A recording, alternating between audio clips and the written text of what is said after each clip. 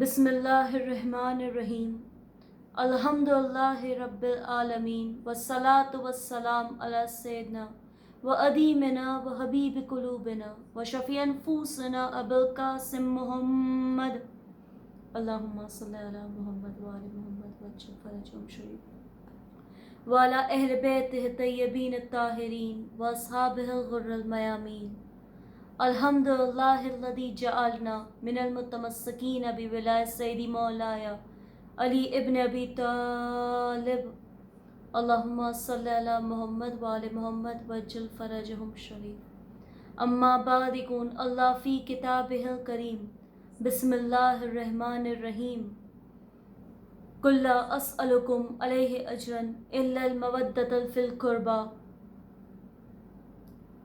हम सब ने हर मुहर्रमों में मजलिसों में इमाम हुसैन अलैहिस्सलाम के सहाबाओं के बारे में सुना है। इमाम हुसैन अलैहिस्सलाम ने खुद ने फरमाया है कि मेरे जैसे सहाबा किसी और के सहाबा नहीं है।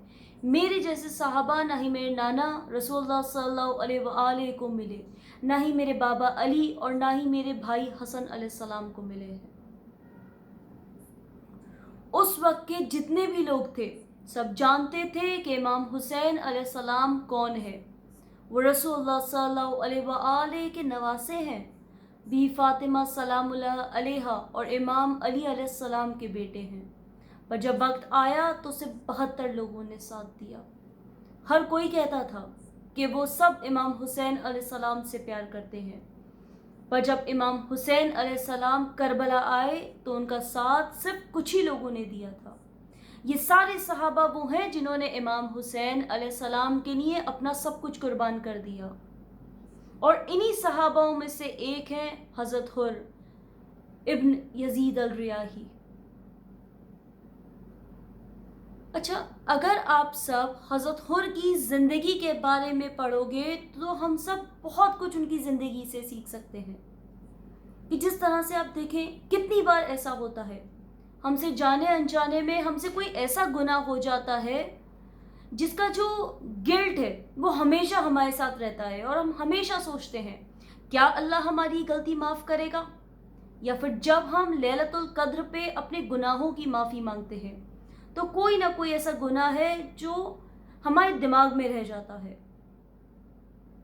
हम उस गुनाह को भूल नहीं पाते हैं। हम हमेशा सोचते हैं क्या हमारे गुनाह कभी माफ़ हो पाएगा, क्या अल्लाह सुब्हानहू व तआला कभी हमारे गुनाह माफ़ करेगा, क्या हमारे कभी इस गुनाह की माफ़ी मिलेगी। फ़र्ज़ करें अगर किसी ने कोई ज़िना किया हो, चोरी की हो, हराम खाया है या पिया है, तो उसका जो एक गिल्ट है वो हमेशा हमारे दिमाग में रहता है कि गुनाह हमसे नहीं होना चाहिए था, ये गुनाह जो हमने किया है ये नहीं होना चाहिए था हमसे। अगर हम लोग क्रिश्चियंस को देखें या ईसाई जो हैं वो क्या कहते हैं कि हज़रत ईसा या फिर जीसस क्राइस्ट वो हर गुनाह को माफ़ कर देते हैं। अब जो भी आप गुनाह करोगे आपके सारे गुनाहों को माफ़ कर देंगे। और वहीं हम मुसलमान हम ये दिखाना चाहते हैं कि अल्लाह सुब्हानहू व तआला कुछ भी गुनाह करने पे सज़ा देते हैं या फिर जहन्नुम में डाल देते हैं, बल्कि अल्लाह सुब्हानहू व तआला रहमान है, अल्लाह रहीम है, अल्लाह गफूर है। अगर आप लोग सच्चे दिल से माफ़ी मांगोगे तो अल्लाह आपके सारे गुनाहों को माफ़ कर देगा। अगर हम हज़रत हुर को देखें तो उन्होंने रसूलुल्लाह सल्लल्लाहु अलैहि के बच्चों को पानी से रोका था। ये इतना अजीम गुनाह है जो हमें से कोई कभी करने की सोच तक नहीं सकता है। पर आशूरे के दिन हज़रत हुर को अपनी गलती का एहसास हुआ और वो हज़रत इमाम हुसैन अलैहिस्सलाम के साथ में आ गए, और बल्कि वही नहीं बल्कि उनके साथ उनके बेटे बुकैर भी आ गए। और जब यजीदियों ने ये चीज़ देखी तो यजीद की फ़ौज छोड़कर 28 और लोग इमाम हुसैन अलैहिस्सलाम के लश्कर में शामिल हो गए। हर साल हम हज़रत हुर के मसाइब सुनते हैं कि किस तरह से वो 10 मुहर्रम के दिन उन्होंने इमाम हुसैन अलैहिस्सलाम से माफ़ी मांगी और किस तरह से انہوں نے امام حسین علیہ السلام کے لیے شہادت دی، پر شاید ہی ہم میں سے کوئی لوگ ہوں گے جنہیں حضرت حر کی زندگی کے بارے میں کچھ پتا ہوگا کہ 10 محرم سے پہلے ان کی زندگی کیسی تھی۔ اب دیکھیں جو حضرت حر ہیں، حضرت حر کے نام کا مطلب کیا ہے؟ حر کا مطلب ہے آزاد۔ حضرت حر کا نام ان کی والدہ نے انہیں دیا تھا۔ جب عاشورے کے دن حضرت حر زخمی ہو گئے تھے اور زمین پہ لیٹے ہوئے تھے، تب امام حسین علیہ السلام نے ان کے پاس آئے اور فرمایا، اے حر، تم بالکل ویسے ہی ہو جیسا تمہاری ماں نے تمہیں نام دیا تھا۔ حر مطلب آزاد، تم اس دنیا میں بھی آزاد ہو اور آخرت میں بھی تم آزاد رہو گے۔ حضرت حر کوفہ کے بنو ریاح قبیلے سے تعلق رکھتے تھے۔ کوفہ سب سے پہلے جس نے آباد کیا تھا اس کا نام تھا سعد ابن ابی وقاص۔ اس کے بعد امام علی علیہ السلام نے اس کو اپنا دارالحکومت بنایا تھا۔ کوفہ میں اس وقت 2 طرح کے شیعہ رہتے تھے۔ سب سے پہلے تو شیعہ کا مطلب یہ ہے فالوور، تو ایک تھے شیعان امام علی علیہ السلام جو امام کی امامت پہ یقین کرتے تھے کہ امام معصوم ہے، اور ان میں سے تھے مالک الاشتر، محمد ابن ابو بکر، اویس القرنی، یہ شیعان علی ہیں۔ اور دوسرے وہ جو امام حسین علیہ السلام کا ساتھ صرف اس لیے دے رہے تھے کیونکہ وہ یزید کے خلاف تھے۔ اگر امام حسین علیہ السلام کی جگہ کوئی اور یزید کے خلاف ہوتا تو وہ اس کا ساتھ دیتے۔ فرض کیجئے اگر عبداللہ ابن زبیر یزید کے خلاف ہوتا تو وہ زبیر کا ساتھ دیتے۔ قرآن میں شیعہ کا جہاں ذکر آیا ہے وہ ہے شیعان موسیٰ علیہ السلام کے لیے، کہ ایک وہ تھے جو موسیٰ علیہ السلام کے ساتھ تھے یعنی شیعان موسیٰ، اور دوسرا وہ جو ان کے خلاف تھے۔ اس وقت کے کوفہ کی جو سب سے رئیس اور عزت دار لوگوں میں آتے تھے وہ تھا ایک نعمان ابن بشیر جو کہ مختار ثقفی کے سسر تھے، دوسرا سعد ابن ابی وقاص۔ عمر ابن سعد انہی کا بیٹا تھا۔ عمر ابن سعد کا بیٹا تھا حافی، اور حضرت حر کے بیٹے بکیر اور حافی دونوں بہت ہی اچھے دوست تھے۔ یہ لوگ کوفہ کے رئیس اور عزت دار لوگوں میں آتے تھے۔ اگر حضرت حر کی بہادری اور پیسے کی بات نہ ہی کی جائے تو آپ دیکھیں یزید نے عمر ابن سعد اور حضرت حر سے 2 ایسے باغوں کا وعدہ کیا تھا جو بہت ہی بڑے باغ تھے۔ عمر ابن سعد کو رے دینے کا وعدہ کیا تھا۔ امام حسین علیہ السلام نے عمر ابن سعد سے فرمایا کہ میں تمہیں بغے بغا دوں گا جو رے سے بہت ہی بڑا ہے، اور معاویہ وہ باغ امام علی علیہ السلام سے خریدنا چاہتا تھا۔ امام حسین علیہ السلام نے فرمایا کہ اے عمر، یزید نے تمہیں رے دینے کا وعدہ کیا ہے، میں تمہیں بغے بغا دوں گا، اور تم جانتے ہو وہ کتنا بڑا باغ ہے، جس پہ عمر ابن سعد لانتی کہتا ہے وہ لینے سے بہتر میں تمہیں مارنا سمجھتا ہوں۔ ایک روایت ہے کہ حضرت حر کو یزید نے پورا خراسان دینے کا وعدہ کیا تھا۔ حضرت حر کے پاس میں کیا نہیں تھا؟ پیسے، طاقت اور پورا خراسان ملنے والا تھا، پھر بھی انہوں نے سب کچھ چھوڑ دیا۔ تو ایسا کیا ہوا تھا جس کی وجہ سے انہوں نے 10 محرم کے دن یزیدی فوج کو چھوڑ کر امام حسین علیہ السلام کے پاس آ گئے؟ تو سب سے پہلی جو چیز تھی وہ یہ کہ امام حسین علیہ السلام کے جب انہوں نے اخلاق دیکھے، جب حضرت حر نے امام حسین علیہ السلام سے پانی مانگا تو امام حسین علیہ السلام نے فرمایا کہ عباس حر کو پانی دو، اور صرف حر کو ہی نہیں بلکہ ان کے گھوڑوں کو بھی پانی دے۔ امام گھوڑے تک کو پیاسا نہیں دیکھ سکتے تھے۔ اس سے بڑی بدقسمتی کی بات کیا ہے کہ گھوڑوں تک نے فرات کا پانی پیا تھا، پر آل محمد کو پیاسا فرات کے کنارے شہید کر دیا گیا تھا۔ اگر کبھی بھی آپ کی زندگی میں کبھی بھی کوئی مشکل آئے، تکلیف ہو، ایک بار کربلا والوں کو ضرور یاد کرنا، آپ کو اپنی پریشانی اور تکلیف بہت چھوٹی لگے گی۔ حضرت خور کو شروع سے ہی لگ رہا تھا کہ عمر ابن سعد امام حسین علیہ السلام کی بیعت لے گا، اور جیسے ہی وہ بیعت لے لیں گے وہاں سے انہیں جانے دے گا۔ حضرت خور نے امام حسین علیہ السلام سے پوچھا کہ آپ کہاں پہ جا رہے ہیں؟ امام نے فرمایا میں کوفہ جا رہا ہوں۔ خور نے انہیں وہیں روک لیا کہ آپ آگے نہیں جا سکتے ہیں۔ اسی وقت نماز کا وقت آیا۔ امام حسین علیہ السلام نے خور سے کہا، خور تم نماز پڑھواؤ۔ رسول اللہ کے نواسے، بی فاطمہ اور امام علی علیہ السلام کے بیٹے، اور مولا کے آپ اخلاق دیکھیں۔ حضرت خور نے کہا، نہیں مولا، میں کیسے نماز پڑھوا سکتا ہوں جبکہ فرزند رسول یہاں پر ہے۔ اس کے بعد امام حسین علیہ السلام نے فرمایا کہ میں کوفہ اس لیے جا رہا ہوں کیونکہ وہاں کے لوگوں نے مجھے چٹھیاں لکھ کے بلایا ہے۔ امام حسین علیہ السلام نے حضرت خور کو قریب 2000 چٹھیاں دکھائیں۔ حضرت خور عمر ابن سعد کے پاس گئے۔ اسی وقت خبر آئی کہ امام حسین علیہ السلام کو صرف ان سے پانی روک لیا جائے اور نہ ہی انہیں کربلا سے باہر نکلنے دیا جائے۔ حضرت خور کو اب تک یہی لگ رہا تھا کہ صرف عمر ابن سعد بیعت لے گا اور امام کو وہاں سے جانے دے گا۔ عمر ابن سعد بھی سوچ میں تھا کہ اب آخر کیا جائے، امام کو شہید کر دے یا وہاں سے جانے دیا جائے۔ پر جیسے ہی وہاں پہ شمر آیا، اس نے دیکھا کہ حر امام حسین کے پیچھے نماز پڑھ رہے ہیں۔ اس نے دیکھا کہ حر امام حسین علیہ السلام سے بات کر رہے ہیں، اور عمر ابن سعد بھی یہی چاہتا ہے کہ وہ امام کی بیعت لے کے ان کو وہاں سے جانے دے۔ اس نے یہ بات یزید تک پہنچائی کہ امام کو کربلا میں روک دیا گیا ہے، اب آگے کیا کرنا ہے۔ یزید نے عمر کو واپس خط لکھا کہ اگر امام حسین علیہ السلام کو وہ شہید کر دے گا تو اسے انعام میں رے کی پوری حکومت دی جائے گی۔ پوری یزیدی فوج، جس میں ابھی تک حضرت خور بھی تھے، وہ کربلا پہنچے۔ عاشورے کے ایک دن پہلے امام حسین علیہ السلام نے حضرت خور اور عمر ابن سعد لانتی سے جا کر ملے اور فرمایا کہ مجھے صرف ایک رات اور دے دو جس سے ہم سب اللہ سبحانہ و تعالیٰ کی عبادت کر سکیں۔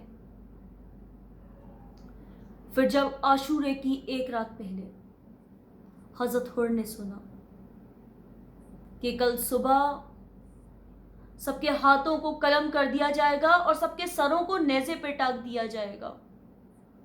دوسرا جو واقعہ تھا، جب رات میں امام حسین علیہ السلام نے اپنے خیموں کے آگے آگ جلائی جس سے یزیدی رات میں خیموں کی اور نہ آ سکیں۔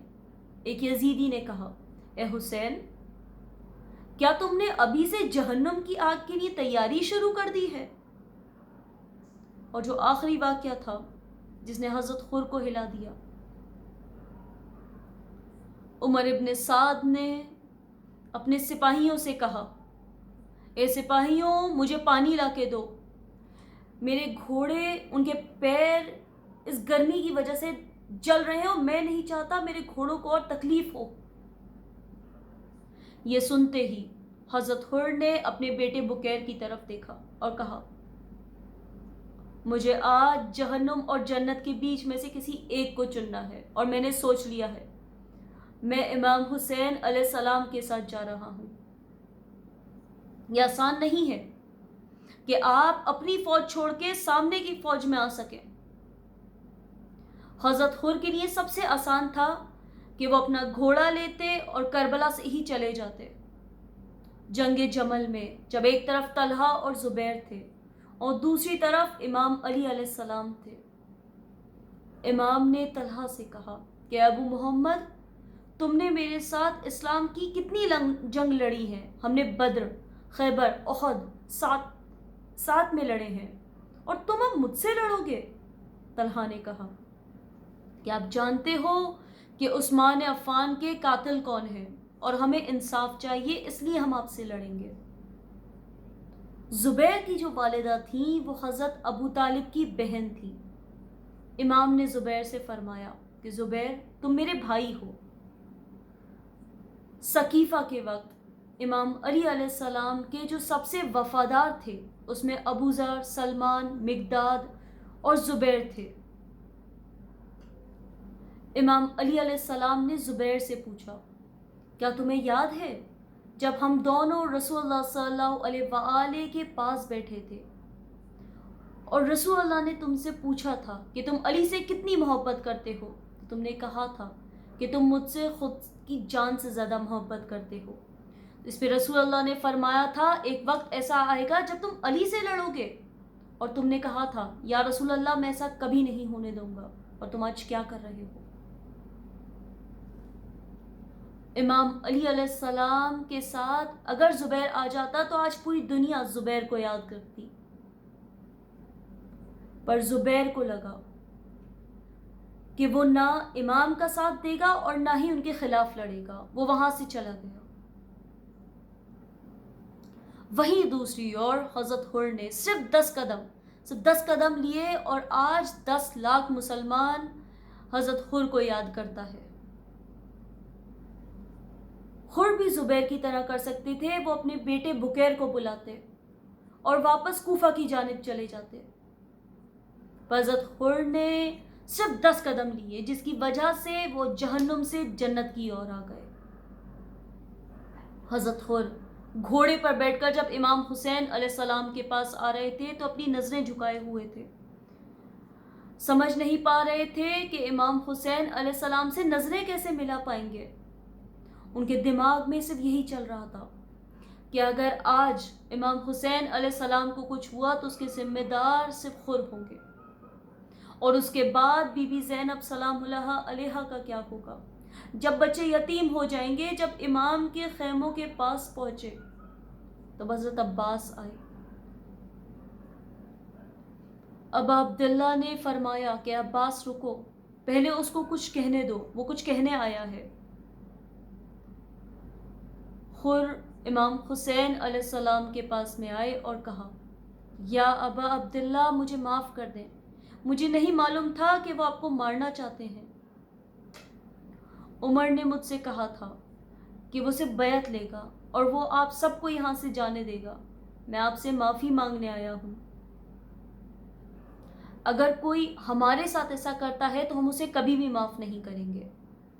अगर कभी भी हमारे साथ कोई बुरा करेगा तो हम हमेशा हमारे दिल में उसके लिए एक बुराई रहती है कि इसने हमारे साथ बुरा किया है, मतलब ये अच्छा इंसान हो ही नहीं सकता है।